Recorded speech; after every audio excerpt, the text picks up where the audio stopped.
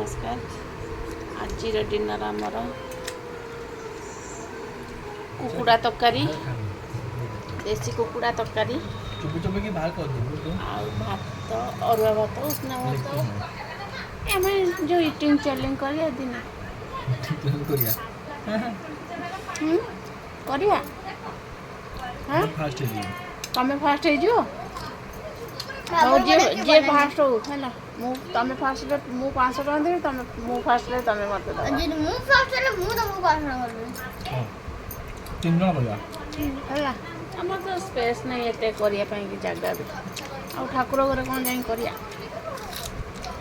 इतना खाइबा मु जेते तमें जे मते 1000 टका देबा